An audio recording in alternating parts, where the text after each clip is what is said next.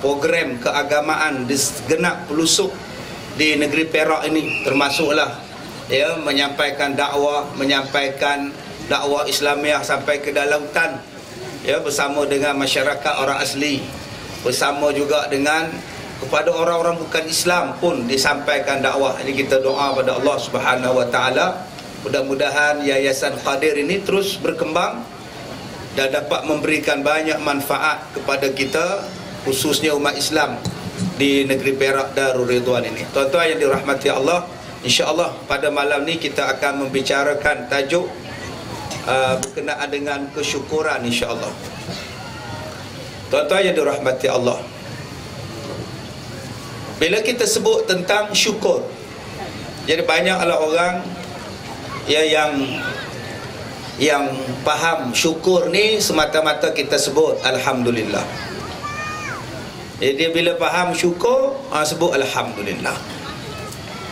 Bila lepas makan kenyang, alhamdulillah gitu deh. Kadang-kadang sendawa pun tak sebut alhamdulillah. Tak ada sebut alhamdulillah, ketuk bukan kenyang, angin gitu deh. Jadi alhamdulillah itu ialah lafaz untuk menunjukkan kalimah kita bersyukur. Kita panggil sebagai tahmid.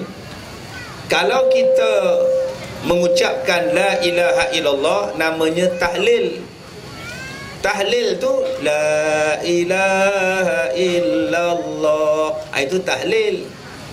Kalau tasbih subhanallah subhanallah, tu nama dia tasbih. Okey, kalau takdis, apa pula takdis? Takdis tu keropok ustaz, lain. Keropok tu cikdis. Takdis tu lain tuan-tuan. Subhanal malikil mabud, subuhul qudus rabbul malaikatu warruh, itu nama dia takdis. Kalau takbir, yang tu semua orang faham, Allahu Akbar, itu takbir tuan-tuan. Kalau tahmid, alhamdulillah. Jadi perkataan menunjukkan bersyukur kita panggil tahmid, alhamdulillah. Yang dimaksudkan bersyukur bukan semata-mata kita disuruh mengucapkan alhamdulillah. Sebab ada orang yang kena nombor ekor pun alhamdulillah. Dia kata, ustaz, alhamdulillah lah, saya pergi kerja ustaz, jumpa kereta berlanggar dengan lembu. Saya ambil nombornya saja-saja tikam, nak kata rezeki ustaz kena, kita syukurlah, kita. Itu yang malam kemarin buat kenduri kesyukuran, panggil Tok Imam baca doa panjang, doanya ustaz. Itu bukan syukur. Ada orang syukur ni menang pertandingan Ratu Cantik pun dia sebut alhamdulillah. Alhamdulillah lah, Tuhan memberikan kemenangan pada saya tu. Udah pakai sepeda atas pentah tu, faham?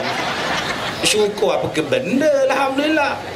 Jadi alhamdulillah ni tuan-tuan, apa benda pun kita kena sebutlah alhamdulillah. Macam mula-mula bismillah, dimulakan dengan bismillah, disudahi dengan alhamdulillah. Begitulah sehari-hari dalam hidup kita, mudah-mudahan dirahmati Allah. Dimulakan dengan bismillah, disudahi dengan alhamdulillah sebagai tanda bersyukur. Ya, alhamdulillah malam ni sihat kita. Alhamdulillah malam ni tak ada hujan kita. Alhamdulillah dapat kita datang majlis ilmu malam ni. Alhamdulillah. Cuma tak berapa nak bersyukur, kerusi tak ada. Itu masalahnya. Jadi yang mana tak ada kerusi, duduklah abang-abang. Ya, ni akak-akak boleh duduk atas ni, depan ni boleh lagi. Boleh lagi mari sini. Nak duduk sebelah Datuk Radi pun tak apa. Tak ada masalah. Duduklah atas pentah ni, tak ada masalah. Ya, minta pada jawatan kuasa kalau ada tika lah. Jawatan kuasa surau. Kalau tak ada tika, krotes tak apa. Kalau tak ada krotes, duduk atas kasut pun tak apa. Jaga-jaga takut katak lompat masuk, itu boleh. Tuan-tuan, kita kena bersyukur kepada Allah Subhanahu Wa Taala. Wajib kita bersyukur. Kenapa wajib kita bersyukur? Atas nikmat yang macam-macam yang Allah bagi kepada kita. Sampai kata Allah, wa in ta'uddu ni'matallahi la tuhsuha. Kalau kamu nak kira nikmat Allah di atas muka bumi ini, kamu takkan terkira. Banyaknya tuan-tuan. Nabi kata Allah bagi rahmat dia pada kita 100 rahmat. Allah bagi dekat kita ni rahmatnya 100 rahmat. 99 Allah simpan dalam syurga. Yang Allah bagi pada kita di dunia ni baru satu. Baru satu rahmat Allah bagi dalam dunia. Bayangkan duk ada 99 lagi. Yang satu ni pun tak terkira banyaknya. Cuba tuan-tuan kirakan kasih sayang Allah, rahmat Allah yang Allah bagi pada kita. Allah punya sayang pada kita bagi rahmat.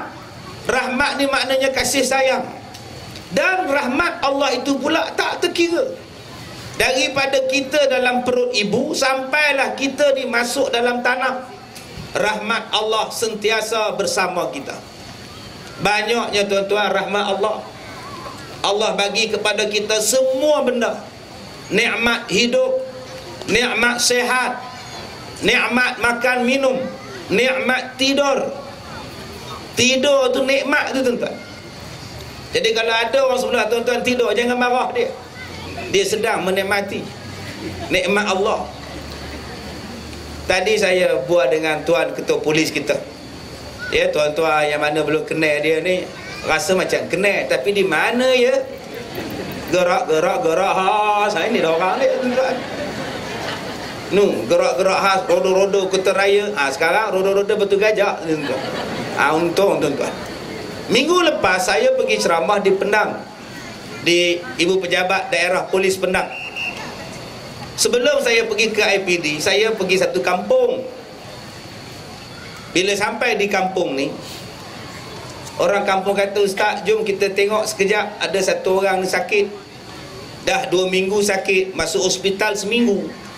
Bila masuk hospital, doktor suruh balik, nurse minta balik, pesakit pun, yang lain-lain pun suruh balik. Orang sakit suruh orang sakit balik, kan pelik tu. Dia orang komplain dekat doktor, "Baliklah, hantar balik makcik ni." Kami takut, nurse pun takut, doktor pun takut. Tak takut macam mana? Mata hitam dia tak ada, tinggal mata putih duduk. Dia duduk malam-malam, mata putih dia pusing-pusing, lidahnya terkeluar sampai ke bawah, menjelik-jelik lidahnya. Kita tengok pun takut. Tangan ni hitam dua-dua belah, kaki pun hitam dua-dua belah. Doktor masukkan air, tak boleh masuk, keluar balik air dia. Malam-malam cakap siam, malam-malam menyalak macam anjing serigala. Orang kampung takut. Bukan kata orang kampung, saya pun takut. Malam-malam datang, takut. Udah pandai cakap siam, duduk di hospital malam-malam menyalak macam anjing. Orang sakit jantung sebelah dia lagi sakit jantung. Inilah dia tuan-tuan, kalau kita ni bela saka.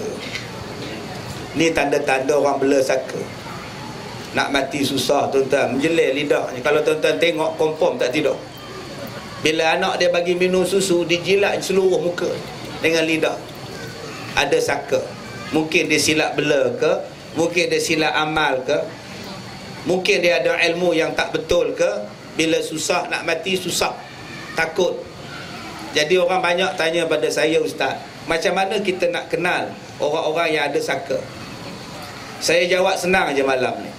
Saka ni dia tak suka kita buat baik. Kalau buat baik dia ada benda nak ngacau. Macam kita datang majlis ilmu, saka tak suka. Sebab itu orang yang datang majlis ilmu, kalau dia mengantuk, dia tidur, itu tanda-tanda ada saka. Ya.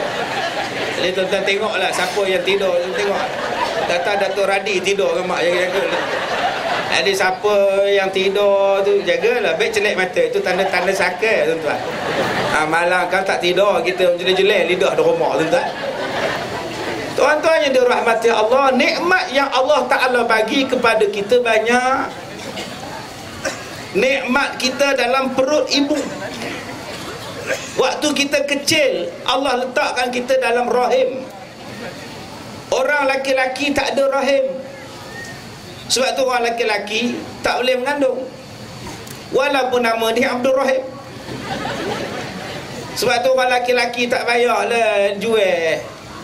Bila tengok isteri dia dah perutnya besar dalam 7 bulan, dia kata kat isteri dia, kalau lah abang boleh mengandung, abang kan kandung tak payahlah awak yang mengandungkan kita, sibuk pula kata dia. Orang lelaki takkan boleh mengandung sebab dia tidak ada rahim. Rahim inilah tuan-tuan yang kita duduk selama lebih 9 bulan. Duduk dalam itu, dalam satu tempat yang sangat kukuh. Allah sebut benda ini dalam Quran.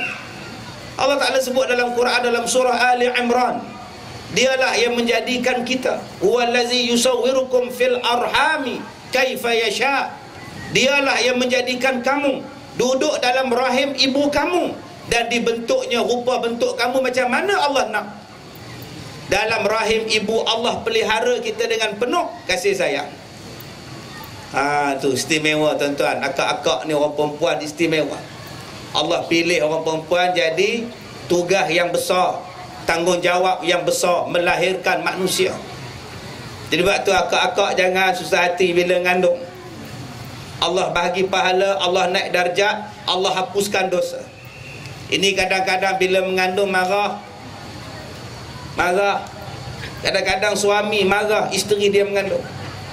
Bila isteri khabar, dia kata, abang, siang tadi saya pergi ke hospital. Buat apa? Jumpa doktor. Yelah, buat apa? Sajalah pergi cek doktor. Oh, terror. Kamu yang cek doktor. Lepas tu doktor cek kamu. Atau apa kata doktor? Dia kata lekat pula. Dah 3 minggu dah. Suami marah. Kan aku cakap beringat. Yang kecil tu pun cakap pun tak boleh, dah datang pula. Dah marah pada isteri dia. Isteri dia kata, abang, kalau saya tidur seorang tak ada siapa usik, tak ada mengandung saya. Tak payah cakap macam itu. Allah nak hapuskan dosa. Dengan sebab kita mengandung, melahirkan anak, Allah hapuskan dosa. Itu nikmat. Dan nikmat pada budak yang di dalam rahim ibu, Allah pelihara dia. Tuan-tuan jangan faham bila duduk baby dalam perut, bila mama dia minum kopi panas, jangan perasan budak tu pun panas dalam perut.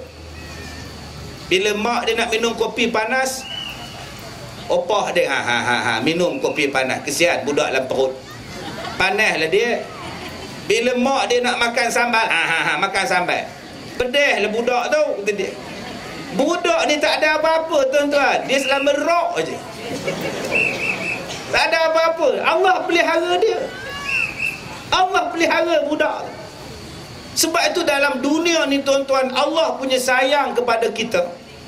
Setiap sesuatu Allah akan jadikan tanda-tanda sebelum jadi sesuatu. Nak jadi apa pun ada tanda. Nak kahwin pun ada tanda. Apa tandanya? Orang hantar tanda. Itu tanda nak kahwin. Apa tandanya orang mengandung? Ada tanda. Mabuk. Seminggu balik kampung, suami hantar. Mana isteri kamu, Din? Dah seminggu aku tak nampak. Aku hantar balik kampung. Dia mabuk. Ya Allah, bila dia minum arak? Bukan mabuk arak lah bodoh. Dia mabuk mengandung. Cakap lah elok. Itu tandanya. Sampailah nak bersalin pun ada tanda. Ada ke orang nak bersalin tak ada tanda? Tengah duduk kuliah maghrib, mak dah keluar. Tak ada tuan-tuan. Dia mesti ada tanda. Ya Allah, sakit perut. Ada tanda. Nak hujan pun ada tanda. Ada hujan datang tiba-tiba aja. Allah ni maha penyayang, rahmat. Nak hujan pun ada tanda. Datang angin, datang gelap, datang awan. Awan nanti kata, aku campur air tak? Aku kandung air. Sampai tempat sejuk, aku pun cair. Tengok dalam air, nampak bayang-bayang. Campak satu batu, bayang pun hilang. Tu cerita anakku Sazali. Saya nak bagi satu rahsia pada akak-akak. Kalau akak-akak nak anak akak-akak cepat membesar, pasang lagu ini, suruh dia orang nyanyi. Sebab dalam cerita anakku Sazali, habis je dia menyanyi lagu tu, terus besar. Betul tuan-tuan, saya tak bohong. Tak percaya cuba tengok. Elok dia main bola, terus jadi besar. Astagfirullahalazim. Terus nyanyi lagu apa tu? Tanya sama hati, apa asal sayang. Jadi akak-akak pasang lagu ni, cepat-cepatlah besar budak. Tuan-tuan, Allah nak bagi hujan pun Allah bagi tanda. Allah bagi tanda pada kita supaya pendekar mustar suruh angkat kain. Ni angkat jemuran, hujan dah turun. Nak turun hujan pun dia bagi rintik-rintik. Baiknya Tuhan, sempat kita suruh suami kita angkat kain. Abang, hujan turun, cepat angkat. Suami melompat tangga, tak pijak anak lah, terus turun ke bawah. Sampai isteri menjerit lagi, abang, kain tak pakai. Masuk balik suami. Subhanallah, hebat gila tuan-tuan. Sampaikan hujan yang turun pun dia turun kecil-kecil. Huwallazi yanzilu minas samaa'i ma'a. Dialah yang menurunkan hujan daripada langit. Hujan turun pun sikit-sikit, cermin kereta tak pecah. Halus-halus hujannya.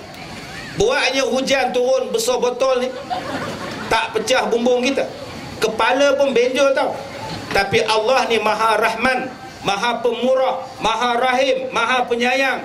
Allah bagi kepada kita nikmat dengan penuh kenikmatan. Daripada mula beranak sampailah kita ni dah nak mati. Subhanallah. Sebab itu tuan-tuan, kita kena bersyukur. Jadi tuan-tuan, benda apa yang kita kena syukur? Yang pertama, syukur yang pertamanya atas nikmat iman dan nikmat Islam. Cuba kita tengok surah pembukaan Ummul Quran, Al-Fatihah. Awal-awal sekali ialah syukur. Awal-awal, Bismillahirrahmanirrahim. Alhamdulillahi Rabbil Alamin, Ar-Rahmanir-Rahim, Maliki Yaumiddin. Pertama sekali dengan nama Allah yang Maha Pemurah lagi Maha Mengasihani. Seronok dapat whistle, boleh tiup selalu. Udah rasa macam Singapura lawan Malaysia apa dia tuan-tuan. Prek kita punya rela ni, ucapan tahniah pada rela tuan-tuan. Ya, di samping dengan ceramah saya, kita juga mendengar hiburan whistle. Bangga tuan-tuan. Jangan lupa hari Ahad nanti Malaysia lawan Thailand. Tuan-tuan yang dirahmati Allah, mula-mula sekali Allah sebut Bismillah dengan nama Allah yang Maha Pemurah lagi Maha Mengasihani. Allah Maha Pemurah. Allah tak ada mengira. Mana Allah ada mengira? 24 jam kita dapat udara, ada Allah charge. Ada Allah hantar bil setiap bulan.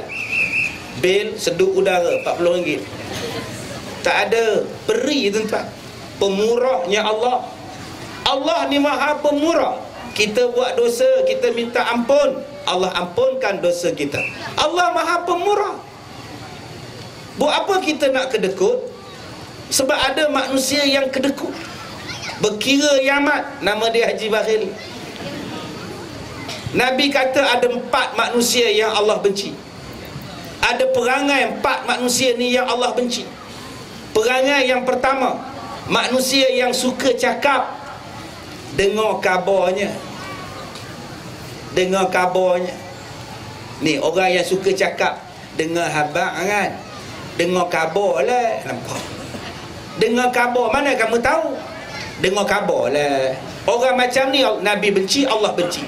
Bercakap benda yang tak pasti. Dengar kabar Ustaz Kazim tu bini 3 je. Ada orang cakap isteri 3 je. Dengar kabar lah. Ini fitnah. Siapa cakap saya 3? Saya 4 dah tuan. Menor orang tuan. Mana Encik Eran? Mana dengar suara dia tadi? Ada Encik Eran? Ada mana? Ada ke tak nampak balik lindung balik tiang Encik Eran? Tuan-tuan, jangan bercakap dengar khabar, dengar khabar, dengar khabar. Benda tak pasti. Nabi tak suka, Allah benci. Yang kedua, yang Nabi tak suka, Allah bencinya apa? Yang keduanya ialah dia cakap. Mana kamu tahu? Dia cakap. Mana kamu tahu? Dia cakap. Kalau dia bohong, aku bohonglah. Orang macam ni pun Allah benci. Yang ketiganya yang Allah benci apa? Yang Allah benci ialah orang yang membazir. Membazir. Ni tuan-tuan ni, saya kemarin dulu ceramah di Setiawan. Balik satu kampung, nak balik Ipoh, lalu kok jalan kampung ni, ya Allah, banyak gila buah rambutan. Sepanjang jalan merah aja pokoknya. Demon ni tak reti makan ke macam mana ke? Jangan biar bazir, ambil makan.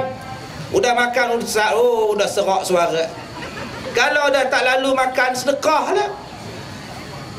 Malam ni bawa sendiri 10 guni pun tak cukup malam. Yang tinggalnya pula 20 guni kulit rambutan. Bawa 10 guni, udah terbelah 2 jadi 10, 20 lah. Tuan-tuan, jangan kedekut, bersedekah. Jangan membazir. Ada orang yang suka membazir. Yang keempat, yang Nabi tak suka, yang Allah benci apa dia? Orang kedekut. Tuan-tuan, kalau kita sedekah, kalau kita sedekah pada masjid, sedekah pada surau, sedekah pada anak yatim, itu tanda orang bersyukur. Dan yang akan membalas itu bukan anak yatim. Yang nak balas kepada kita bukan anak yatim, bukan pihak masjid, bukan pihak surau. Yang akan membalas pada kita ialah Allah yang Maha Kaya. Tuan-tuan bagi RM10, tuan-tuan bagi RM100, tuan-tuan wakaf RM1000, tuan-tuan wakaf tanah. Yang akan balasnya Allah yang Maha Kaya. Tuan-tuan susah hati apa? Bukan orang yang balas, Allah yang balas. Allah ghaniyun hamidun. Allah yang Maha Kaya, lagi Maha terpuji sifat dia. Buat apa kita takut? Kenapa kita perlu jadi kedekut? Sampai datang cikgu sekolah anak yatim datang minta derma, demam. Tuan Haji, ada orang minta derma, Tuan Haji. Apa? Derma? Selimutkan aku labu, terus demam tuan-tuan. Hai Tuan Haji, terus demam. Hai, jahat benar. Lebih cakap dekat cikgu doa, Tuan Haji Bakhir demam. Tak percaya, mai tengok. Cikgu berdua, Tuan Haji saya demam, padahal dia tak demam. Naik di atas rumah tuan-tuan, minta derma ya, kata dia. Kami datang minta derma Tuan Haji. Labu bagikan duit Tuan cikgu ini, ambilkan dalam baju aku. Berapa labu? RM1 Tuan Haji. Bagus, RM1 aja Tuan Haji. Budak-budak tak boleh pakai duit banyak-banyak. Astaghfirullahalazim. Bila datang Cikgu Murni, ya Allah, udah sihat tu orang tu itu. Bila tengok Cikgu Murni, bangun, sikat rambut belah tepi lagi, siap pakai seluar pendek pergi piknik, siap gatal tangan, pegang tangan Cikgu Murni. Urat ini berjumpa dengan urat ini, tandanya Cikgu Murni nak kahwin dengan orang kaya. Orang kaya tu muda ke Tuan Haji? Bayar-bayar saya lah, kata dia. Nampak ni nama dia Haji Bakhil, kedekut Yamat. Bila ada kepentingan pada dia, dia sedekah. Tak ada kepentingan pada dia, kedekut tak ada mesin. Orang macam ni ialah orang yang kufur nikmat. Baik, balik pada yang pertama tadi. Kita kena bersyukur sebab kita dapat nikmat iman, nikmat Islam. Pagi tadi lepas sembahyang subuh, saya baca buku lah. Baca buku tentang masyarakat orang-orang yang duduk di pendalaman, yang tidak kenal agama, yang tidak kenal tamadun, yang tidak ada ketamadunan. Saya tengok masyarakat Bali pada tahun 1919. Saya buka cerita tentang masyarakat Amazon di Brazil. Tengok masyarakat orang Meksiko yang perempuan-perempuannya tak pakai baju, selama rok aja tuan-tuan. Jantan tak pakai baju, laki tak pakai baju. Ada yang gambar makan orang, dipikulnya orang, tuan-tuan. Orang tu tergantung kaki, tergantung tangan, pikul. Buat balik kampung. Hoi, hoi ya hoi. Nak buat sup. Tak ada agama, tak ada iman, tak ada Islam. Makan orang. Kita ni tuan-tuan duduk di sini, Masya Allah, kita dapat nikmat Islam. Yang datang malam ni semua tutup aurat, cantik belaka. Laki-laki berseluar, laki-laki berjubah, kain pelekat, cuma seluar dalam tak pakai. Itu banyak bahaya laki. Tambah yang golongan lorong satu, saluran satu, tuan-tuan. Selama rok pakai kain saja, tuan-tuan. Kadang-kadang berlubang kain. Datang rukuk. Elok kita nak rukuk, nengok lubang. Apa hai pula Pak Long. Tu jaga-jaga Pak Long, oi. Ya, kadang-kadang kita ni selama rok aja. Selok je kain sampai ke paha. Naik motor pergi surau. Mana Pak Ji? Surau, kain tu selok Pak Ji. Ekon kata dia. Kita datang malam ni semua tutup aurat. Makji-makji datang semua pakai tudung, cantik belaka. Nikmat. Dengan sebab kita Islam, kita dapat nikmat macam-macam fashion. Islam datang membawa fashion. Bayangkan kalau kita tak Islam, kalau Islam tak ada, fashion kita macam mana gamak, tuan-tuan? Tak pakai cawak saja, tak ada fashion. Tak ada kelang, tak ada kilang kain, tak ada kilang cat, tak ada kilang kapas, tak ada kilang menenun, tak ada apa-apa kemajuan. Dengan sebab Islam datang, maju, tuan-tuan. Semua pakai baju kurung. Berapa elok seorang ni? Tak 4 meter seorang. Kalaulah kita tak Islam, tuan-tuan, semuanya skirt. Kita Islam, kita tengok pakaian kita hebat. Cuba tengok orang perempuan. Ada butang belah sini pakai ni.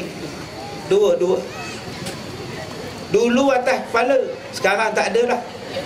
Dah ketinggalan dah. Siapa yang pakai atas kepala tu, orang tengok lah macam dia ni. Dulu kita pusing-pusingkan tudung, terlebih sedepung. Lalah tok di atas kepala. Boh paku pula atas ni. Fashion. Sekarang tak ada dah. Sekarang paku di sini. Dua. Ni di bahu. Asal nak pakai je mesti nganga mulut. Takut cocok, tuan. Cocok je kan. Asal nak pasang mesti nganga. Yang kedua nak menganga tu masa bila? Masa nak suap nestem kat cucu. Dibancurnya nestem. Bye-bye Mamam. Nampak? Cuba mama dia jangan nganga mulut. Bye-bye Mamam. Nampak?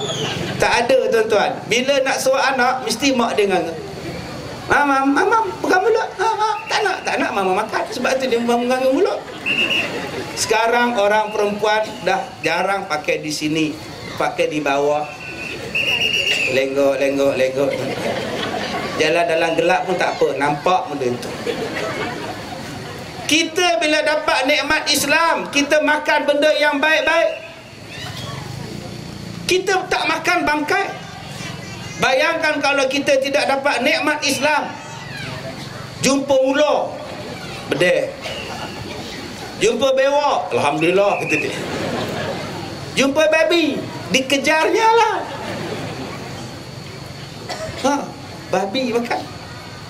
Babi ni bukan boleh sebut lembut-lembut, kena sebut kasar. Babi. Nampak tu? Baru sedap, tuan. Bila kita dapat nikmat iman dan Islam, kita makan yang baik-baik, halalan thayyibah. Makan yang disembelih. Makan makanan yang baik, tidak makan bangkai, tidak makan benda kotor, tidak makan benda jijik. Ini nikmat pada kita. Kalaulah kita tidak Islam, tuan-tuan, tak tahulah Kak Leha makan apa. Apa makan tengah hari ni Kak Leha? Sup lintah. Alhamdulillah lah suami buat beli sekilo, kata dia. Kamu makan apa pula nak? Allah, hari ni tak ada apa kat ni Kak nak Kak Leha. Abang Din buat balik kucing 2 ekor. Panggang je lah cecah asam tu dia. Tak ke kotor bunyinya tuan-tuan. Dengan sebab adanya Islam, hidup kita teratur. Tengok orang perempuan satu kemah, orang lelaki satu kemah, tak ada campur-campur. Dengan sebab kita ni Islam, kita nak kahwin akad nikah. Dengan sebab kita Islam, kita terpelihara kehormatan kita. Anak cucu cicit kita terpelihara. Tapi kalaulah kita tak dapat nikmat Islam, tuan-tuan tak tahulah. Orang perempuan tak ada nilai dalam masyarakat. Kalau kita tengok zaman jahiliah dulu-dulu, orang perempuan tak ada nilai. Hidup dijadikan sebagai hamba. Hamba syahwat orang laki-laki. Orang perempuan zaman jahiliah kalau mati suami, anak laki-laki boleh kahwin dengan mak. Mati bapa, anak laki-laki mewarisi mak, dia kahwin pula dengan mak. Zaman jahiliah sebelum Islam datang, anak perempuan dikambus hidup-hidup. Anak perempuan zaman jahiliah bila nak kahwin kena tulis dekat depan rumah, di sini ada anak dara, siapa nak kahwin datang. Perempuan ini kena tidur dengan 10 laki-laki, sehinggalah dia mengandung, sehinggalah dia beranak. Dan anak tadi akan ditengok muka siapa serupa. Dalam 10 orang tadi, itulah suami dia. Zaman jahiliah dulu orang perempuan tidak ada nilai. Pusaka tak dapat, harta tak dapat, nafkah tak dapat.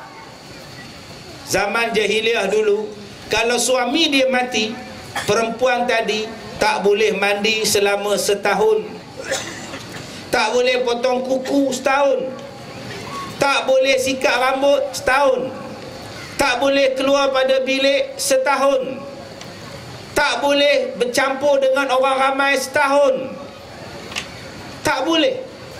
Tak boleh tukar baju selama setahun. Sebab dia kata perempuan yang mati suami adalah perempuan sial. Dahsyat tuan-tuan zaman jahiliah.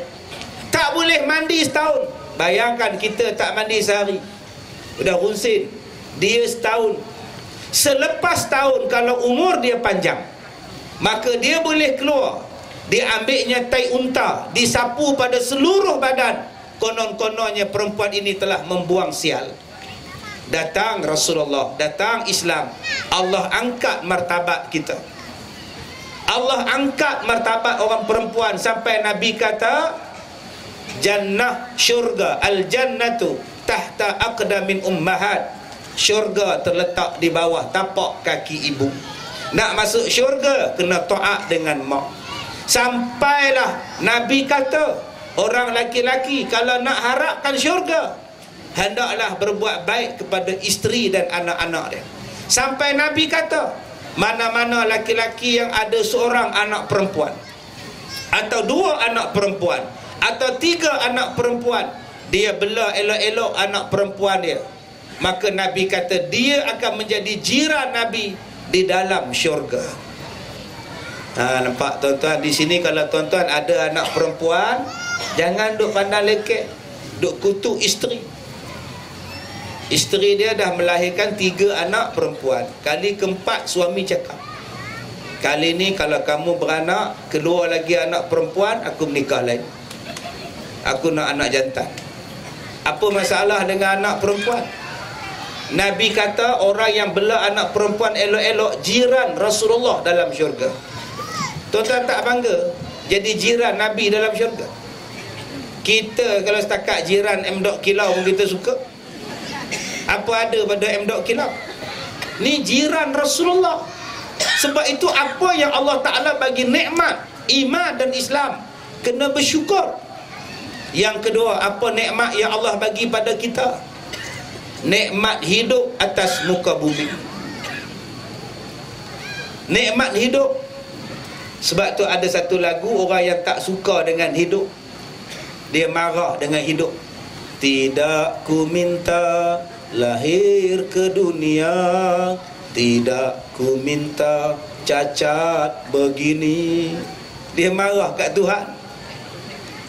Tu menyanyi dalam hutan tebu, dalam kebun tebu nyanyi, mengapa ku disiksa. Nampak? Kita dengar pun melenduk suara kita. Mengapa aku dihina. Sampai chorus dia kata apa? Oh, kau cabutlah nyawaku. Sampai minta mati tuan. Punya tak sukanya hidup. Haram tu. Kena ubah lagu tu. Oh, kau cabutlah nyawaku. Kucing. Yang tu tak apa. Kucing yang tak bersalah pula apa? Aku pula kata kucing. Mana boleh minta mati. Nikmat hidup ini nikmat. Siapa yang boleh minta mati? Siapa yang boleh minta? Ada orang yang minta mati bila nak pergi haji umrah, tak bawa baju, bawa seles pinggang. Makcik tak bawa beg ke kain baju makcik, tak bawa ke nak pergi umrah ni. Makcik nak pergi mati. Udah niat sana tak nak mati batu gajah. Tak nak lah mati di Sentang ke Bemban ke cakap Belengkor, tak nak. Makcik dah niat minta mati bila biar lah dekat Mekah, dekat Madinah ke, kata dia. Itu yang tak bawa apa tu. Bila 2 minggu lepas tu balik, 4 beg beranak dia. Tak jadi mati makcik. Entahlah kata dia. Berkenan pula tengok jubah kata dia. Mana boleh minta mati. Kita pergi nak buat ibadat, bukan nak mati. Kadang-kadang nak pergi haji umrah, menangislah ya Allah, bertimba air mata. Peluk di KLIA, di Kuala Lumpur, peluk dengan terbang. Jagalah rumah. Jaga ayah itik mak tu. Tak apa mak pergi tak payah kira ayah itik, saya jaga. Bela mak jangan takut dah. Bapak menangis. Pintu rumah kunci malam-malam. Buat masuk motor dalam rumah ke berjalan motor aku tu. Udah nak buat ibadat pun teringat ke motor lagi. Ya Allah, ayam itik. Payah sungguh. Kita nak buat ibadat, buat je lah. Lantak dia betul gajah tahu dia membela ayam. Bukan kata ayam dia membela gajah, dia membuat batu tu. Apa je kita susah. Yang dibenarkan minta mati 2. Pertama, ulama apabila dipaksa mengeluarkan fatwa yang menyesatkan. Pemerintah yang zalim, dia tangkap ulama, dia seksa ulama. Kamu kena keluar fatwa macam ni. Kalau kamu tak keluar, keluarga kamu kami bunuh. Sedangkan fatwanya itu sesat, maka ulama tadi boleh bermohon, ya Allah, kalau aku hidup menyusahkan masyarakat, mengeluarkan fatwa yang sesat, aku rela mati ya Allah. Yang tu boleh, supaya akidah umat Islam tak sesat. Yang kedua, yang boleh minta mati siapa? Orang yang tengok orang lain sakit terlalu nazak. Terlalu nazak. Tuan-tuan ingat tak cerita Esok Untuk Siapa yang Nur Kumulasari berlakon? Berlakon dengan Jin Samsudin. Ingat? Duk bersanding atas pelamin Nur Kumulasari dengan Jin Samsudin. Sedang duk bersanding, orang tepung tawa, renjis air mawar. Nur Kumulasari pingsan, gedebuk jatuh. Dia orang pun naik kereta, jalan dengan pengantin kelang kabut nak bawa ke hospital. Sampai tengah jalan berlanggar dengan lori balak. Jin Samsudin kena botak kepala. Nama dia Jiman. Operate kepala. Bila dah operate kepala, dah tak betul. Nur Kumulasari dah tak mau. Sebab Jin Samsudin dah duduk atas kursi roda akak. Akhir jadi mengorak dek amir. Hei Amir ngorak, dia minta cerai, duduk dengan Hei Amir jadi isteri nombor 2 dengan Oji Ahmad Daud. Mabuk, mati lemah dalam kolam mandi. Hei Amir dengan Oji. Nur Kumula Sari pun balik kampung, cari balik Jin Samsudin, Abang Jimat.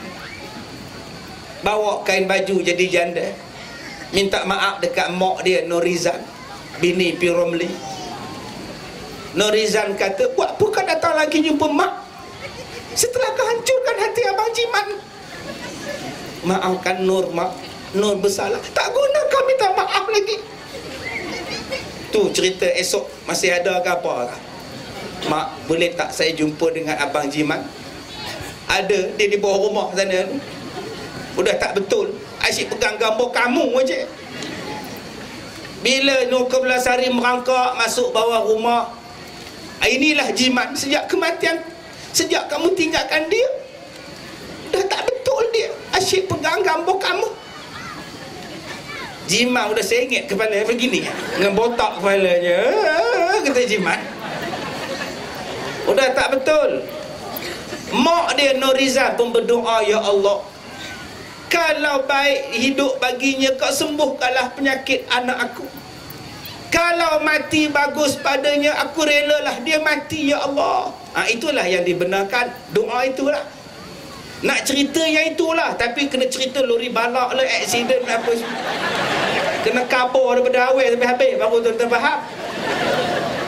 Maknanya orang tu dah nazak, bolehlah doa macam itu, ya Allah, kalau hidup baginya baik, kau sembuhkan. Kalau hidup baginya tak baik, mati lebih baik, kami relalah dia dicabut nyawa, ya Allah. Siapa yang minta? Orang sekeliling, bukan dia. Bukan orang yang sakit tu minta, ya Allah, kalau mati baik pada aku, cabutlah nyawa aku. Bukan, orang lain minta. Dan orang yang sakit tu pula orang nazak. Jangan baru sakit kepala. Kita ziarah dia, kamu sakit apa Din? Sakit kepala, aduh, dah 2 hari tak bangun. Sakit kepala. Ya Allah, kan ada yang kena makan penumbuk kamu tu. Aku ada harapan nak hidup, kamu baca ya Allah, ya Allah, faham? Begitulah tuan-tuan yang Nabi kata, iqra'uha 'inda mautakum. Bacalah Yasin di sisi orang yang nak mati. Dah nazak sangat, nak mati baru baca Yasin. Bukan baru sakit mata, tak boleh buka sebelah mata aja. Kenapa mata kamu Din? Sengat terbuat. Aduh, sakit. Kami datang nak baca Yasin, satu surau datang, Yasin. Tak terkebir-kebir Din tu. Dia panggil bini dia, Moh, abang nak mati dah ke? Bukan, tuan-tuan oi. Untuk orang yang sakit macam itu, tuan-tuan kena letakkan tapak tangan. Dia sakit mata, letakkan tapak tangan di mata dia. Bacalah doa, Allahumma rabban nas muzhibal ba' isfi anta syafi wala syafi ila anta wala yughadir saqama. Itulah doanya, letak. Ini tidak, bila ziarah orang mati, dikutuknya orang mati. Hidup lagi kamu. Ziarah orang mati cakap macam itu. Orang tu sakit, ziarah orang sakit cakap macam itu. Dia sakit aksiden melanggar lembu, kaki kangkang di hospital, duduk belah di gantung. Kita datang melawak, ya Allah, aku ingat dah mati kamu. Mati malam ni, kami malam ni biskut Mary lah, kata dia. Cecok dengan bubur kacang. Itu jahat. Orang yang datang ziarah orang sakit cakap macam tu, jahat nama dia. Tak ada simpati langsung. Sunat kalau kita ziarah orang sakit, sunat menggembirakan dia. Tengok kaki dia patah, tak apa Din, kaki nampak sikit aja, InsyaAllah 2 minggu simen ni buanglah, boleh berjalan. Tak apa Din, kawan aku patah tengkuk, sekarang elok sekarang. Kamu baru setakat patah kaki, tak ada apa, relax lah bro. Itu sepatutnya. Ini tidak. Bila kawan sakit, pegang kaki, gilir kepala, nampak, pegang kaki, udah sejuk kakinya nak berkabur orang yang diri pula tu. Pegang tangan pun dah sejuk ni, tekan lambat naik, nampak, tekan lambat naik. pegang kepala muda sejuk. Kamu nak ingat ada arwah Haji Daulah dulu? Macam inilah kita. Udah disebut arwah Haji Daulah pula. Tak ke kawan tu, ya Allah. Ini berlaku di Pendang, Kedah. Dia ni dah sakit 3 malam. Udah tak bangun, duduk mata pun tak buka. Satu malam pertama 20 orang baca Yasin. Tak juga sihat ke mati, tak ada juga. Malam ketiga panggil lagi sekali. Habis baca Yasin, 10 orang balik, tinggal 10. Tunggu orang sakit. Pukul 2-3 pagi tunggu di rumah orang sakit. Dia orang pun sambil tunggu, sambil isap rokok daun, menyembang-nyembang orang yang sihat. Dengar ceritanya dividen Mada dah nak bayar dividen. Mada tempat buat padi. Kata dia tak lama lagi kita dapat dividen. Orang sihat duk menyembang. Tiba-tiba orang yang sakit bangun. Bila nak dapat? Dia tanya orang. Balik terus tuan-tuan yang 10 orang. Subhanallah. Sebut dividen, ngangir terus orang sakit tuan-tuan. Macam-macam manusia ni. Kita hidup atas dunia ni nikmat. Tambah-tambah lagi duduk di Malaysia. Ni, duduk di Batu Gajah ni nikmat. Duduk di Ipoh nikmat. Duduk di Kampar nikmat. Duduk di mana-mana pun nikmat. Apa nikmat kita duduk di Malaysia? Tak ada siapa nak halang kita sembahyang. Siapa nak halang tuan-tuan datang masjid Cekabah? Tapi kalau tuan-tuan duduk di Palestin, orang muda-muda tak boleh pergi masjid. Yang boleh pergi masjid yang tua-tua. Yang muda-muda duduk ke tepi, buat pemeriksaan sampai orang tak nak pergi masjid. Tak boleh pergi masjid. Saya bulan 2 insya-Allah saya pergi Masjid Al-Aqsa. Saya kata kalau saya ni kira muda lagi tuan-tuan, jangan tua ya. Saya kata esok aku kena tahan pula. Sebab orang yang umur 40, umur 30 kalau pergi kena tahan duduk bilik berjam-jam. Yang veteran-veteran tak apa. Kita di Malaysia, budak boleh pergi masjid, orang tua boleh sembahyang, tak ada siapa nak halang. Yang menghalang kita diri kita sendiri. Diri kita yang menghalang. Abang tak pergi sembahyang di surau ke abang? Tak bayar. Apa pasal? Nyampah aku tu imam tu. Pasal tu imam pun kita tak nak pergi. Abang tak nak sembahyang di masjid? Tak bayar. Kenapa? Kasut aku hilang 4 kali dah. Dah tobat aku tak pergi masjid. Kalau takut kasut hilang, jangan pakai kasut pergi masjid. Tak ada siapa nak curi tapak kaki kita. Kita duduk di Malaysia tuan-tuan, tak terhalang menutup aurat. Di Perancis, siapa budak sekolah pakai tudung, buang keroja. Di negara jiran kita, yang mana kaki tangan kerajaan tak boleh pakai tudung. Nak pakai tudung, keroja swasta. Kita duduk di Malaysia, kaki tangan kerajaan boleh dengar ceramah agama. Di negara lain tuan-tuan, tak boleh ceramah agama. Kita duduk di Malaysia, tiap-tiap hari ceramah di radio, di televisyen. Udah jemu dengar orang. Televisyen pun Ustaz Kazim, radio pun dia. Malam ni dia lagi, getik pun dengar orangnya. Punya banyaknya ceramah. Tuan-tuan, kita azan dalam radio boleh. Tak ada siapa halang nak azan. Sekarang masuklah waktu sembahyang fardu zuhur bagi kawasan Ipoh dan kawasan-kawasan yang sama waktu dengannya. Punya panjang untuk bila tu azan. Allahu Akbar, Allahu Akbar. Oi, panjang. Saya pergi satu negara tuan-tuan, radio dia tak bagi azan panjang-panjang, buang masa. Dia panjang pendek je. Allahu Akbar, Allahu Akbar, Allahu Akbar, Allahu Akbar. Tak boleh panjang. Kesian tuan. Kita di sini berbelah-belah harakat. Asyhadu an la ilaha illallah. Panjang. Saya bila masuk dalam radio Perak, saya tanya orang yang siarkan azan-azan.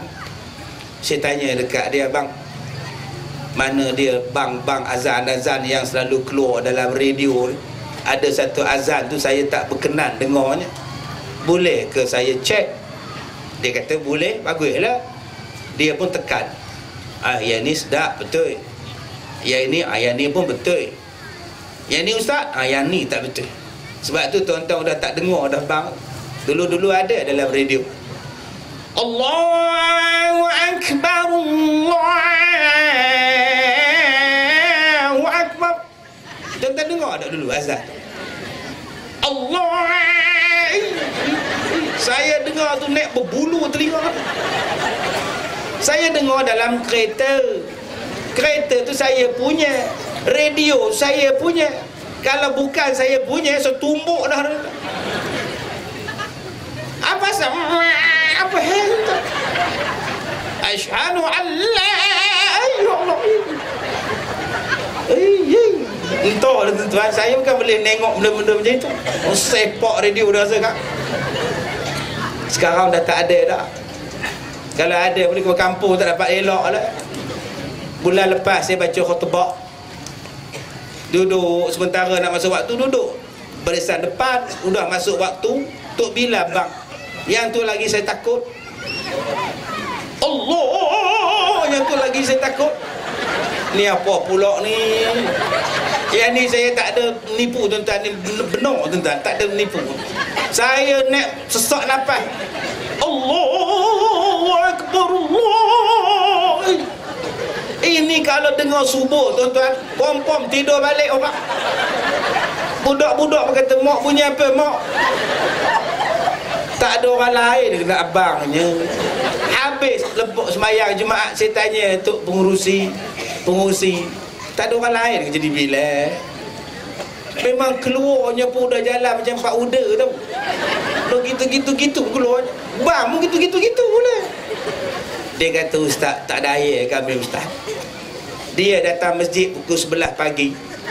Dia masuk dalam bilik bang, dia kunci pada dalam. Dia tak bagi kami bang ustaz. Sampai sekarang ustaz. Terbakar je lah saya kata. Takkan nak bakar dia berdosa ustaz. Apa ni tuan-tuan? Kita di Malaysia ni boleh azan elok-elok, tiba-tiba azan tak menarik, leceh lah. Di negara lain tak boleh azan. Saya pergi ceramah di Australia tuan-tuan, tak ada azan. Azan boleh, tak ada luar. Siapa orang? Saya dah pukul 3 suku, masuk asar 3 suku di sana. Saya pun nunggu bila nak bang ni dah dekat 3.20. Datang satu orang, tok bilal gemaknya pakai jubah. Saya kata inilah bilal ni. Tak bang juga, dia keluar ke belakang. Saya mengintai apa hal belakang pula orang tu ni. Rupanya dia bang atas berenda. Tak ada mikrofon, tak ada. Itu negara kafir tuan-tuan. Bang lah dia atas itu. Yang saya tak boleh ingat, dia bang sekuat-kuat hati. Nak panggil orang datang, "Hai, ya Allah salat. Hai, ya Allah salat." Memang orang tak datang lah. Dia jerkah je orang. Hai, dia jerkah je orang pun takut. Kalaulah kita tak jaga benda-benda ni tuan-tuan, belum tentu benda-benda ni akan terus kekal dalam kita. Ini kena ingat. Tuan-tuan ingat, puak-puak yang musuh pada Islam ni suka ke kita semayang, kita duduk bang kuat-kuat ni? Dia memang tak suka. Ganggu nak kerja, ganggu nak tidur kata dia. Tapi yang dia memang duduk belah anjing nyalak tu, dia memang tak kata tak ganggu lah. Kita cuma azan 5 kali sehari semalam. Anjing dia memang nyalak berapa kali? Kongkang, tak ada kita bising. Ini yang kita kena pertahankan. Kita duduk di bumi Malaysia.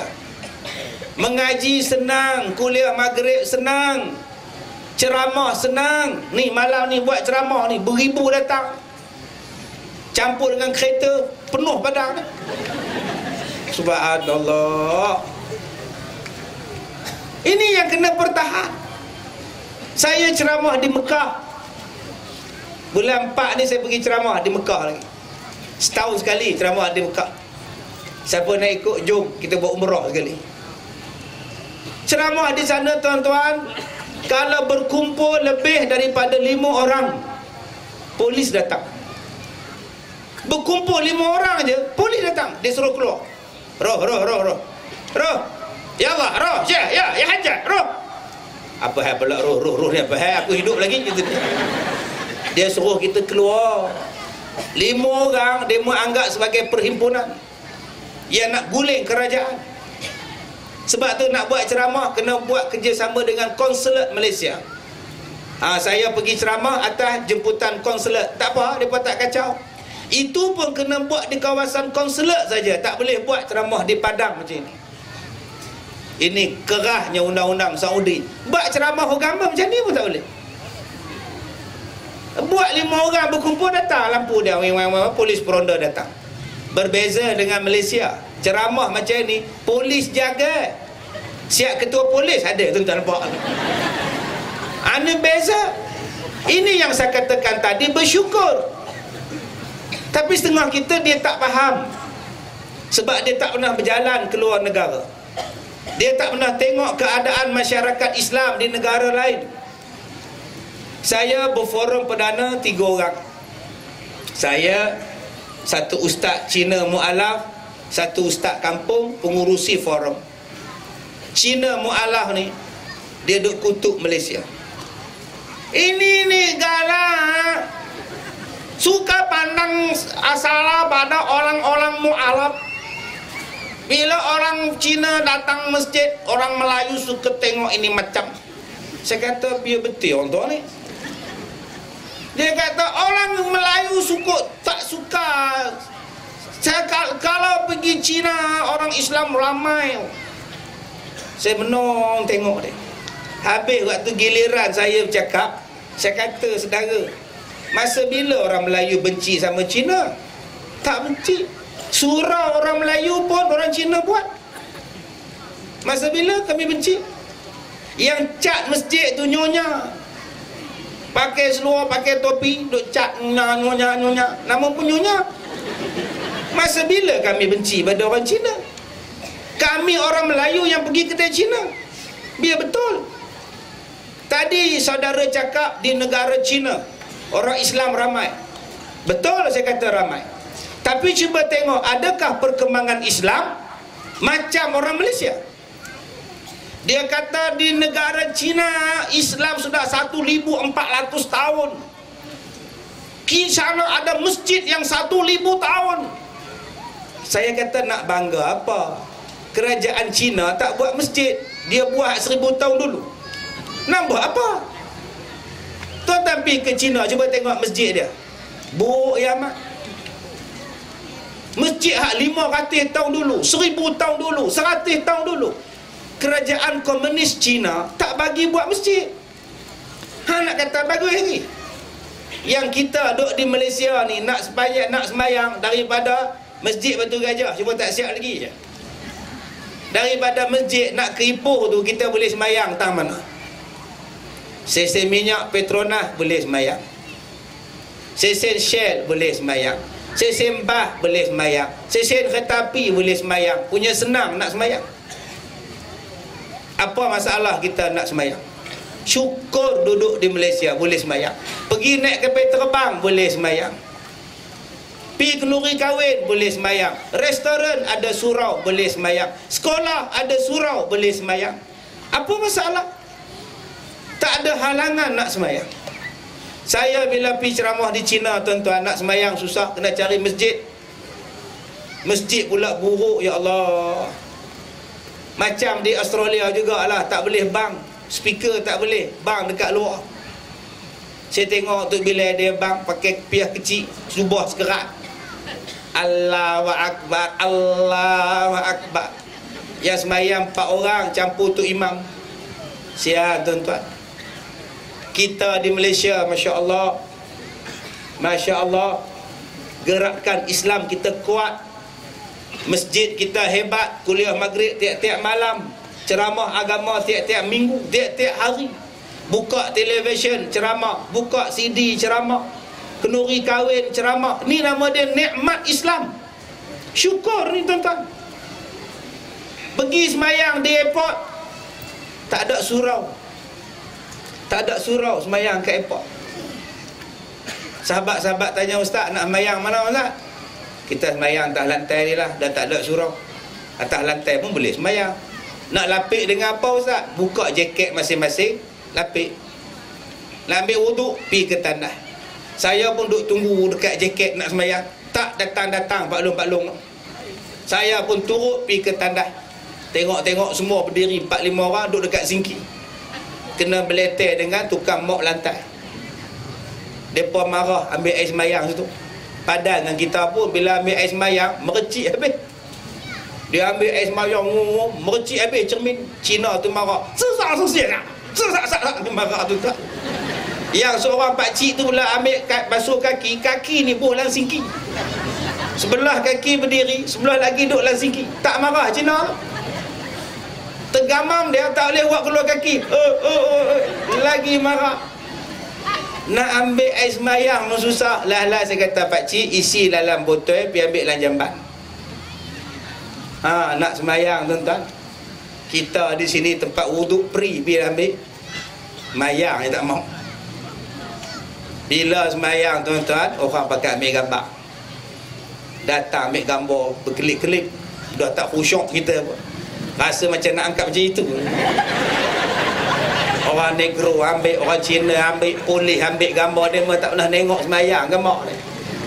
Tapi kita di Malaysia, ya Allah, sembahyang nombor 1. Syukur.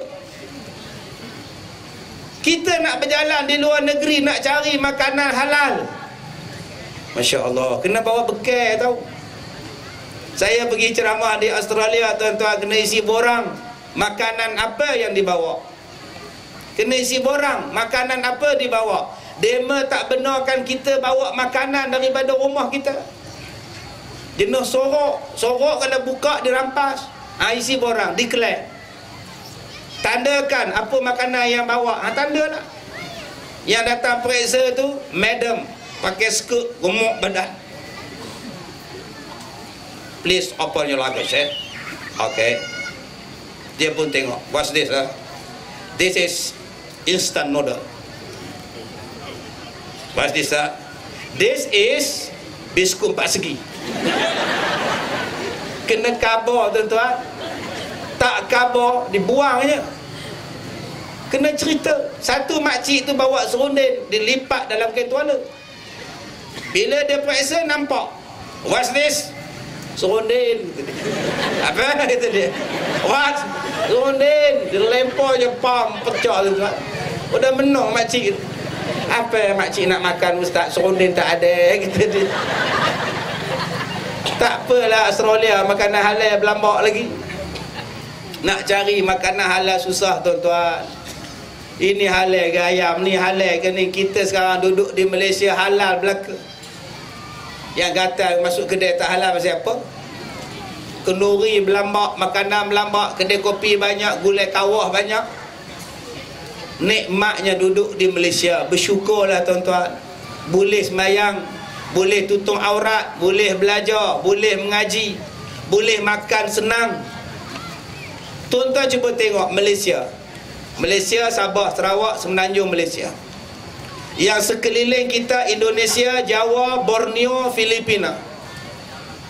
Semalam berlaku lagi gempa bumi dekat dengan hujung Indonesia. Indonesia setiap hari gempa bumi. Kalau tak berlaku gempa bumi, heran kita. Minggu ni tak ada gempa ke? Heran kita. Itu nama dia, heran. Kalau kita baca surat khabar, seekor anjing menggigit seorang postman di Batu Gajah, itu biasa, itu bukan berita. Yang beritanya seorang postman menggigit seekor anjing di Batu Gajah, baru betul. Pelik benar anjing digigit postman. Cuba tengok kenapa negara-negara lain tuan-tuan gempa bumi setiap hari, gunung berapi setiap bulan, setiap tahun. Malaysia masih Allah pelihara.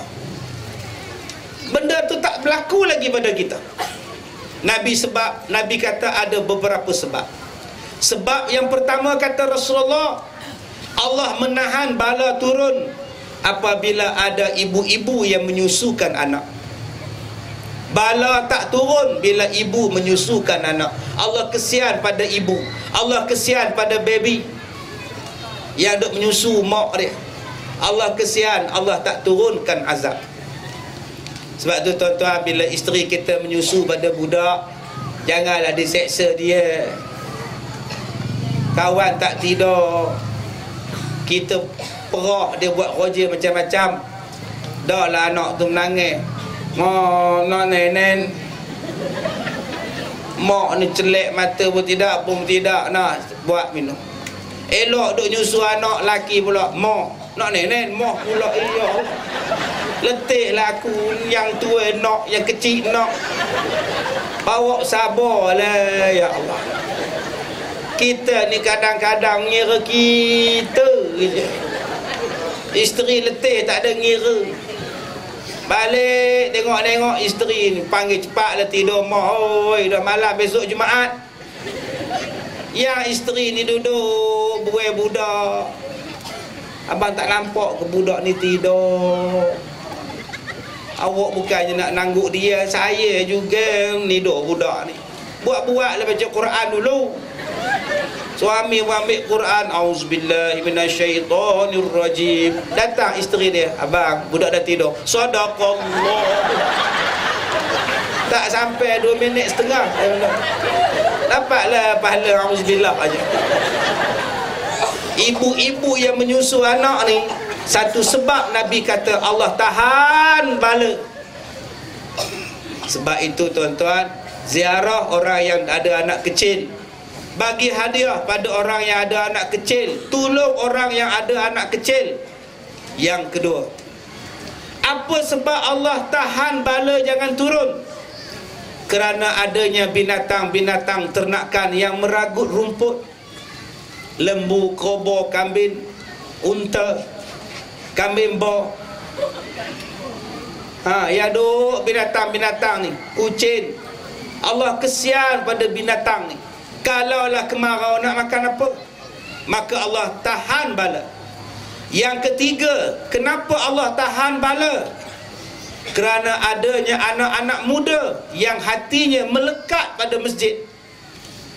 Hati anak muda yang melekat pada Islam. Hati anak-anak makcik-makcik, pakcik-pakcik yang suka dan gemar pada Islam. Ni malam ni berapa ramai anak-anak muda datang. Ratusan yang datang, ribuan datang. Padahal malam ni bukan bola, bukan Ustaz Kazim main bola pun. Ustaz Kazim ceramah, apa ada?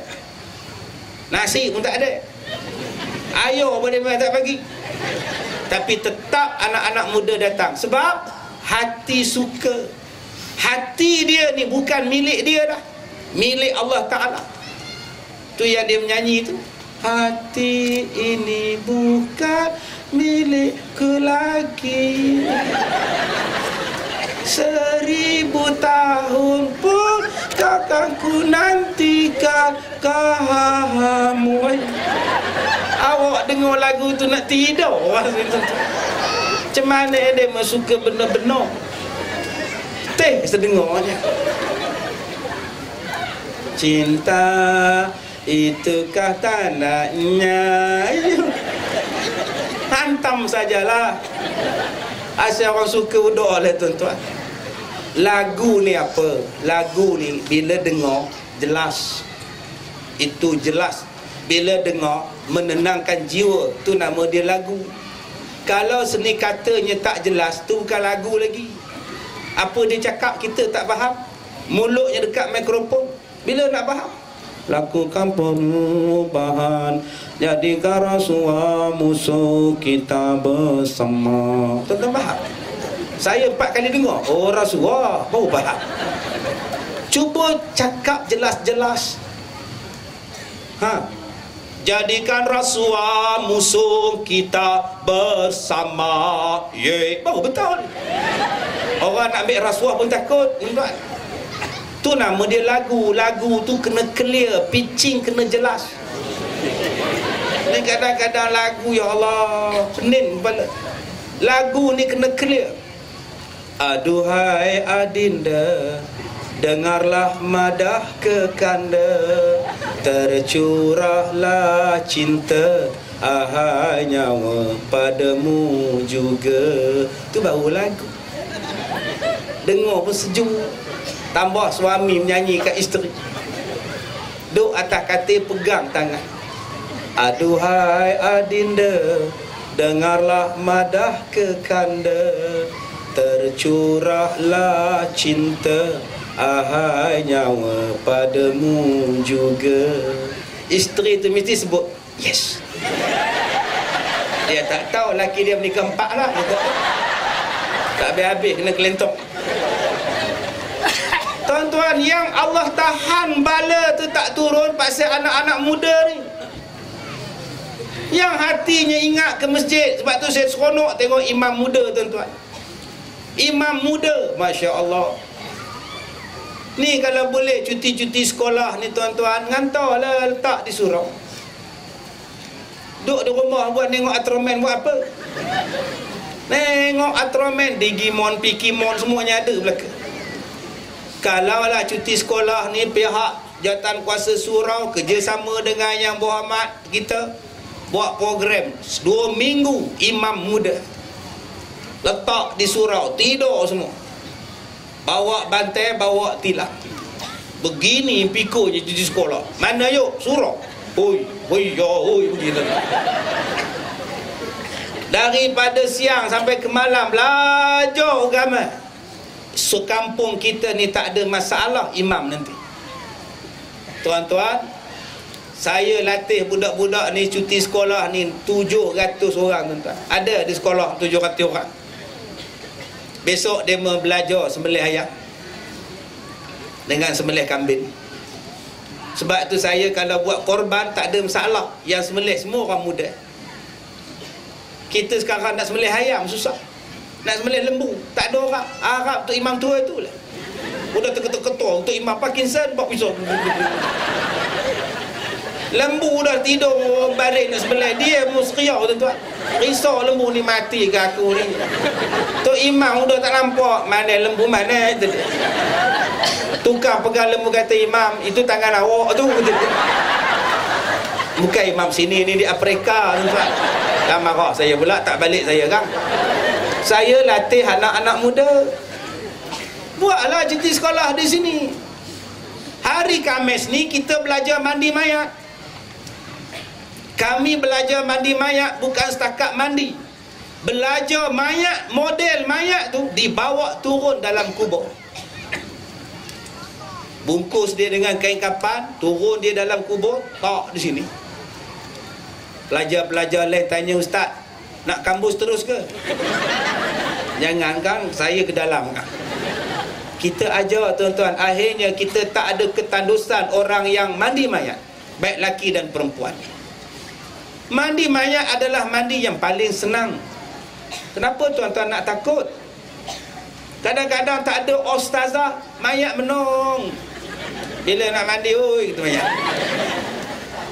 Tak mandi kita. Mandi mayat paling senang. Makcik-makcik ada cucu, susah mandi. Buah, nakal, dapat air, tepuknya air dalam besen. Kita nak sabun, dia lari-lari. Mayat, mana ada lari? Elok tidur atas pelantar mayat. Ada mayat tu lari. Kita tolak, dia ikut. Kita tarik, dia ikut. Kita angkat kepala, dia ikut. Ada yang jawab? Apa angkat-angkat ni? Ada.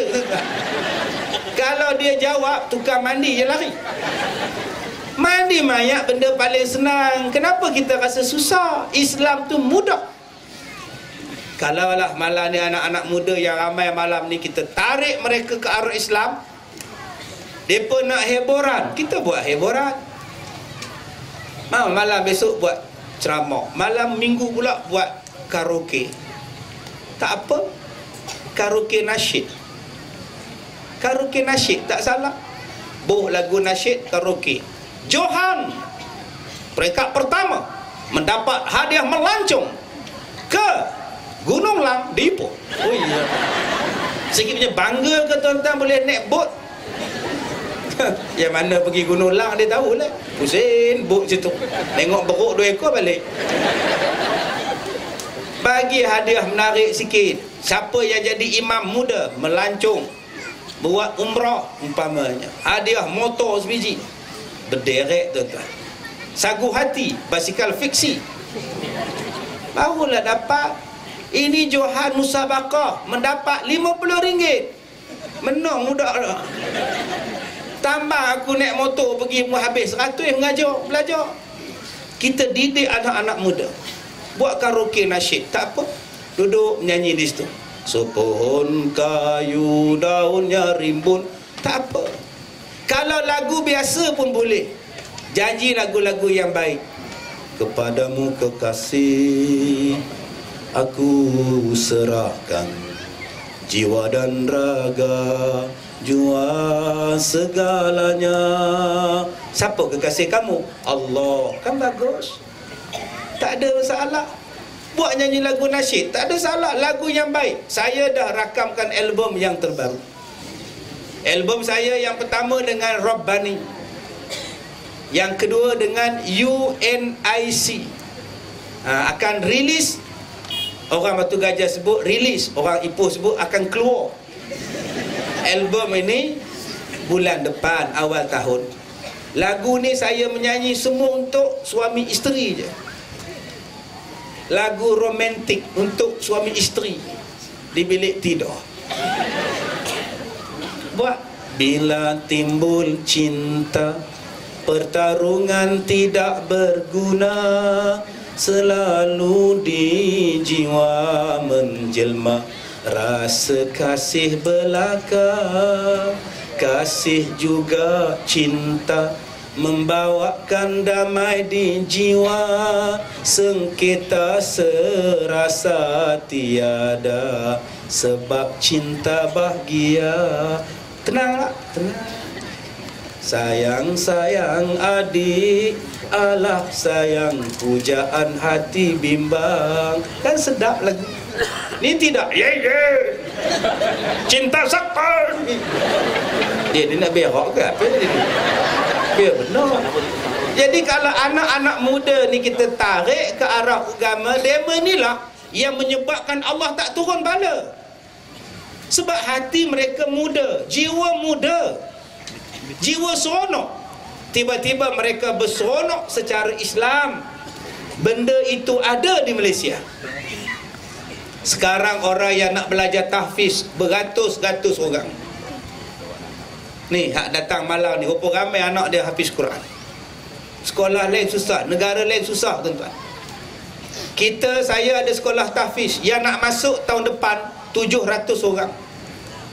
Seorang pun saya tak ambil, sebab dah penuh. Nak ambil tahun depan, itu pun 30 orang. Yang datang Jawi berlambak tuan-tuan. Sekolah agama rakyat belajar Jawi, Jekof belajar Jawi. Tahun depan sekolah menengah pun kena ada Jekof. Maknanya kita jaga budak-budak. Kalau dema nak terlibat dengan maksiat, itu bukan salah kita dah. Dema sendiri gatai dah. Yang keempat, yang menyebabkan Allah menahan bala jangan turun, apa dia? Orang tua-tua yang hatinya melekat ke masjid. Jiwa dia jiwa agama. Yang ni banyak ni tuan-tuan. Tadi Datuk Radhi sebut, Datuk Zainal sebut. Sekarang ni kalau buat ceramah, di mana ramai orang.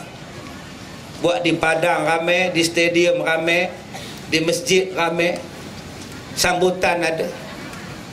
Sebab tu ustaz-ustaz sekarang ni orang minat.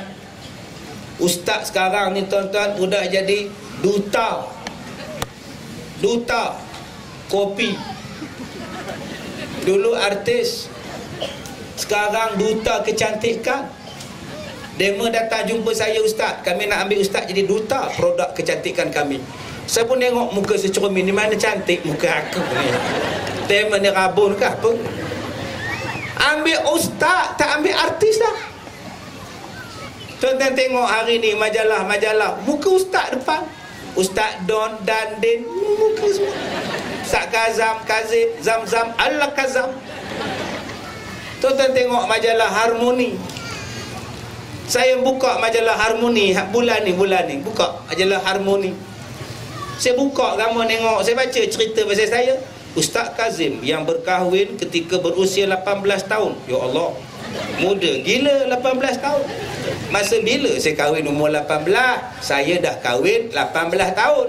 Bukan kahwin umur 18. Salah faham ni. Kan dia kata saya gatal pula. Tuan-tuan, sekarang zaman orang minat agama. Ceramah agama berlambak dalam TV. Inilah yang menghalang bala jangan turun. Alhamdulillah, insya-Allah mulai bulan Februari ni tuan-tuan boleh tengok saya dalam Astro Ausis. Setiap hari Isnin, Selasa dan Rabu jam 7:30 malam kuliah maghrib. Khas untuk yang tak semayang. Maksudnya yang tak semayang sebab uzur duduk di rumah. Dan untuk orang yang semayang diulang pukul 10 malam. Setiap hari Isnin, Selasa, Rabu, setiap minggu. Jangan dengar ceramah tuan-tuan. Alhamdulillah. Kalau tuan-tuan nak Astro rakam di sini, boleh. Dia tanya pada saya, Ustaz boleh tak tunjukkan di mana tempat yang kami boleh buat rakaman untuk disiarkan dalam Astro? Saya kata boleh, berlambak tempat. Kalau tuan-tuan nak, pengusi surau nak, ini saya boleh rekomenkan. Nak ke? Masuk TV lah kok depan sekali. Kameranya pakai keren tau. Dia menjulur kamera, menengok macam alien rupa tuan-tuan. Yang mana tidur, lagi dia duduk depan dengan bawah. Orang ni ada sakit kita dia. Kalau tuan-tuan nak, boleh bincang dengan YB kita, bincang dengan Datuk Radhi, buat di sini. Dia mari rakam di sini, insya-Allah keluar setiap minggu. Ya, kita pilih tempat. Ni kita nak orang macam ni. Bila tuan-tuan keluar dalam Astro ke TV ke, setiap minggu di sini, kereta sampai keluar tuan-tuan. Kereta tak ada di padang lah, semua luar tu. Penuh dengan orang. Orang minat. Habis-habis ceramah cari kereta, tak jumpa dah. Dah lebuk kereta dia. InsyaAllah tuan-tuan. Jadi inilah yang berlaku. Sebab itu di Malaysia orang murtad. Orang murtad, orang jaga. Jarang dengar orang murtad. Siapa yang murtad kena tangkap. Siapa yang murtad dibantah. Kita jaga akidah kita. Orang Melayu tidak boleh murtad. Itu kita jaga akidah. Dengan sebab kita jaga akidah, Allah jaga kita. Nabi bersabda, ihfazillah yahfazka. Kamu jaga Allah, Allah jaga kamu. Tiba-tiba hari ni ada orang Melayu cakap, kenapa orang Melayu mesti Islam? Biarlah orang Melayu memilih agama dia sendiri. Kenapa nak paksa Islam? Orang Melayu ada cakap macam itu. Bodoh dia. Sampai ada orang hantar mesej dekat saya. Dia kata, Ustaz, tidak ada dalil dalam Quran yang mengatakan Melayu mesti Islam. Biarlah dia masuk agama lain, hak dia. Saya nengok iPad tu saya punya. Kalau saya bukan sepijak lama dah tuan-tuan. Dia boleh cakap, biarlah orang Melayu pilih agama dia. Apa saya nak tetap mesti Islam? Astaghfirullah. Saya jawab senang je. Kita mesti Islam sampai kita mati. Kita bersyukur sebab kita Melayu, tak boleh murtad, mesti Islam. Dalil je, wala tamutunna illa wa antum muslimun. Dan janganlah kamu mati melainkan kamu mati dalam agama Islam. Tiba-tiba hari ni ada orang Islam siap pakai tudung lagi. Dia kata apa masalah dia, kenapa nak paksa pula? Biarlah.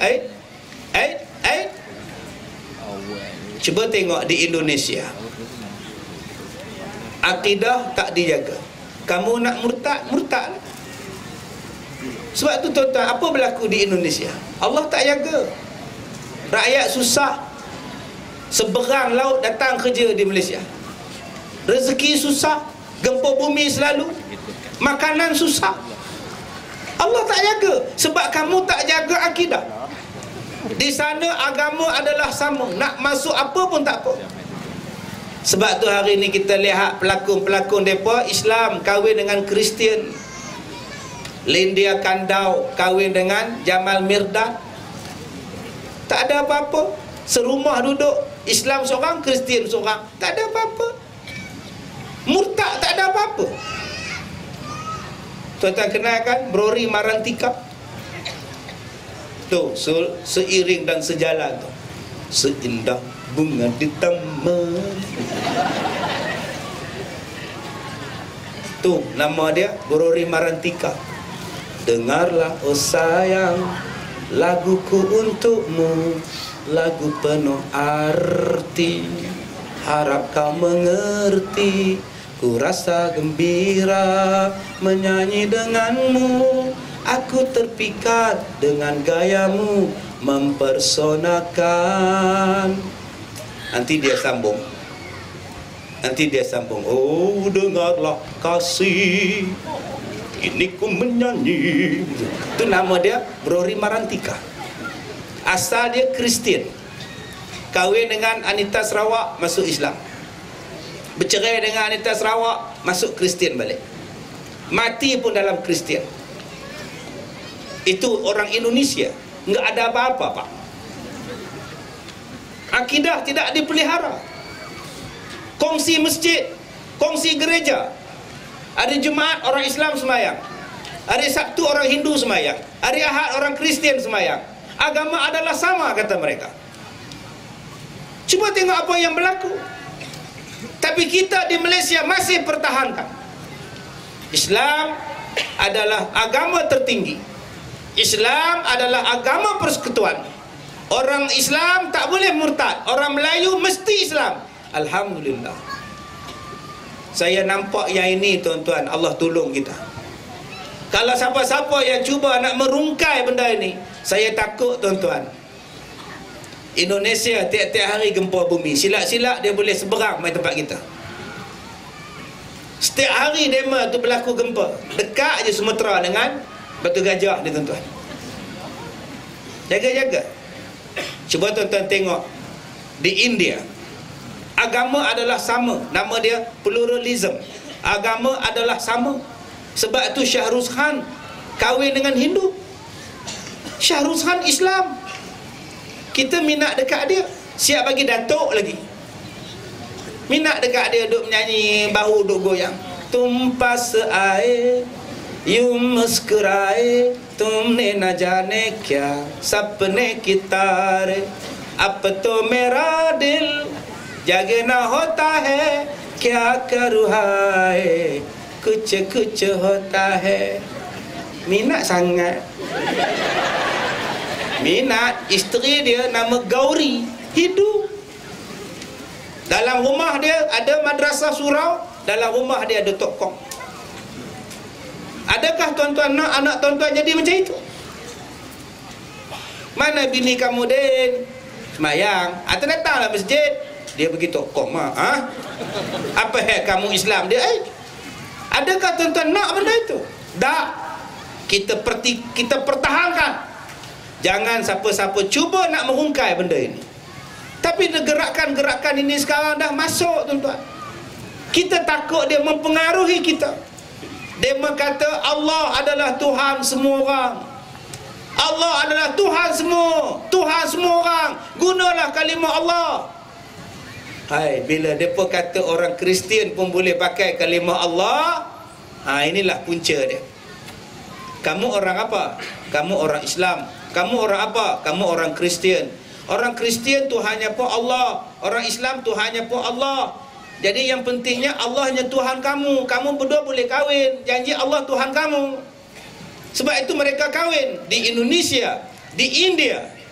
Sebab mereka kata apa? Tuhan kamu Allah, Tuhan aku pun Allah. Yang penting Allah satu. Bagaimana cara sembah Allah? Itu enggak apa-apa. Itu agama.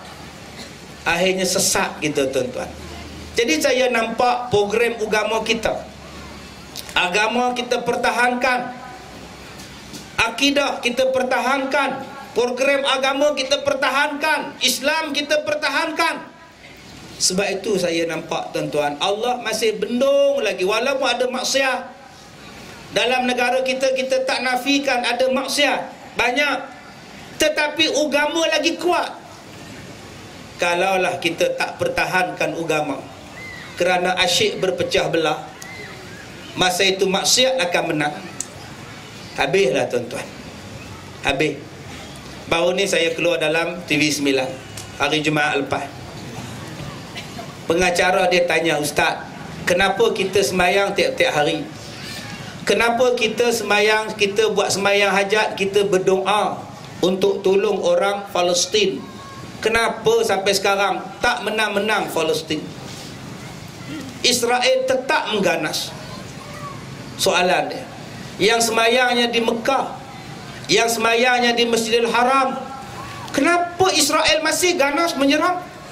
Adakah Allah tidak mendengar doa kita?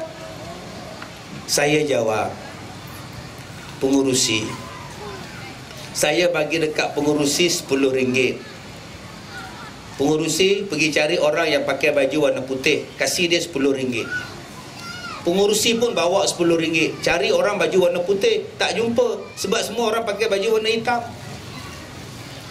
Akhirnya duit tadi apa dia nak buat? Duit tadi dipulangkan balik, sebab tak ada orang pakai baju warna putih. Macam itulah doa. Doanya di surau, "Ya Allah, tolonglah orang Islam di Gaza, tolonglah ya Allah." Doa pun berjalan. Nak bagi kat siapa? Doa tu nak bagi kat siapa? Orang Islam di sana berpecah belah. Orang Palestin berpecah kepada Hamas. Orang Palestin berpecah kepada Fatah. Orang Palestin berpecah kepada sekular. Dia pecah banyak. Mereka tak bersatu hati. Hamas berperang dengan Fatah. Bila sama-sama berperang, nak bagi kat siapa? Kita tak bersatu. Yang kedua saya cakap, macam mana Allah nak tolong? Yang tolong pos doa pun tak bersatu. Yang buat sembahyang hajat pun tak bersatu. Kita yang buat sembahyang hajat untuk orang Palestin, ada kita bersatu? Malam ni kita akan buat solat hajat di Padang, datanglah ya. Anjuran siapa? Anjuran kami lah. Tak payah belah sana, kata dia. Kami buat sembahyang hajat di sana, belah kami punya, kata dia. Sembahyang hajat pun tak bersatu. Macam bila nak doa nak sampai? Ni tuan-tuan tengok surau tuan-tuan ni tengah duk renovate.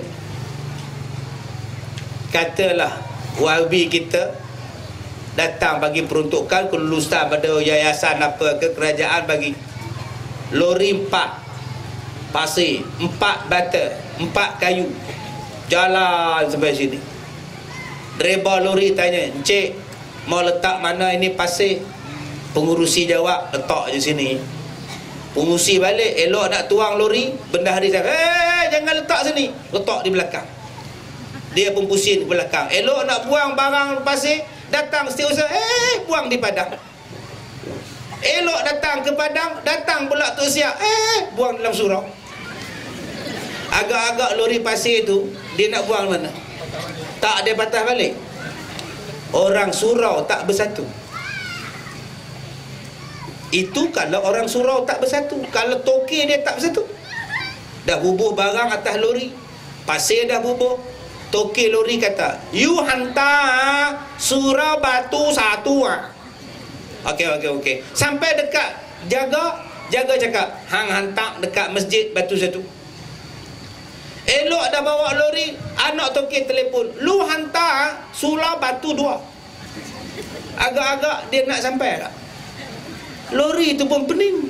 Sak ke belakang, sak ke ustaz. Lama-lama dia buang langsung Begitulah doa kita kepada orang Palestin. Macam mana nak mustajab?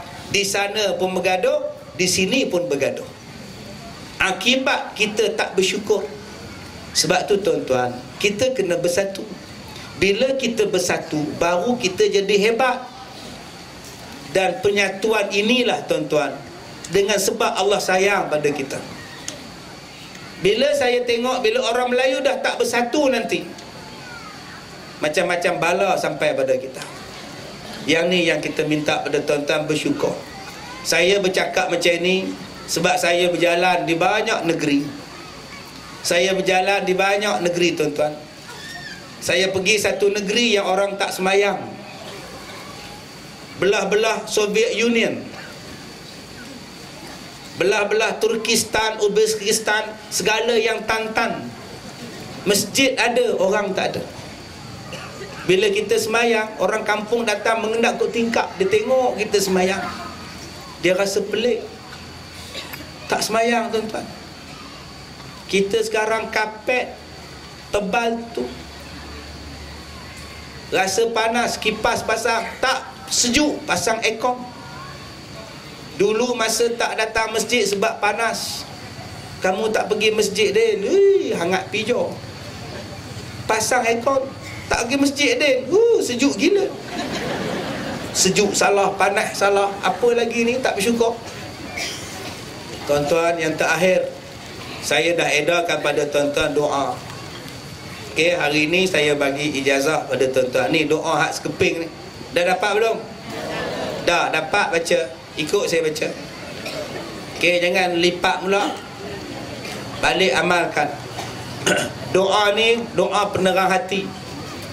Bagi pada anak, bagi pada isteri, bagi pada suami, baca.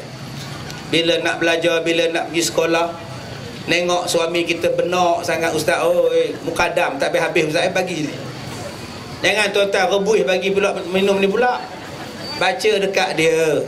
Ya, baca dekat dia. Ni doa. Ya, doa ni. Yang ni lah doa yang saya ajar pada pelajar-pelajar saya yang boleh hafal Quran, alhamdulillah. Untuk makluman tuan-tuan, pelajar sekolah saya wakil Malaysia pertandingan hafaz Al-Quran peringkat dunia di Arab Saudi, di Mekah minggu depan. 30 juzuk. Tanyalah ayat apa pun dia boleh jawab. Ni budak ni umur baru 12 tahun. Arab Saudi hantar surat pada JAKIM, jemput dia pergi baca pertandingan peringkat dunia tuan-tuan, hafal Quran. Jadi di antara doa yang kita baca setiap pagi sebelum mereka masuk kelas, ini doa ni. Jadi saya rasa tak patut saya hanya ajar pada pelajar saya di sekolah. Dengan tuan-tuan pun saya ajar lah, ambil berkat ya daripada apa yang kita doa amal selalu. Baik, dah dapat belum? Tak dapat. Yang tak dapat panjang-panjangkan tengkok, tumpah orang sebelah. Baik. Bismillahirrahmanirrahim. Kuat-kuat sikit biar bergema padang kita ni. Bismillahirrahmanirrahim. Allahumma iftah lana hikmataka wanshur alaina rahmataka ya zal jalali wal ikram. Rabbi yassir wala tu'assir. Rabbi tammim bil khair. Rabbi shrah li sadri wa yassir li amri wahlul 'uqdatan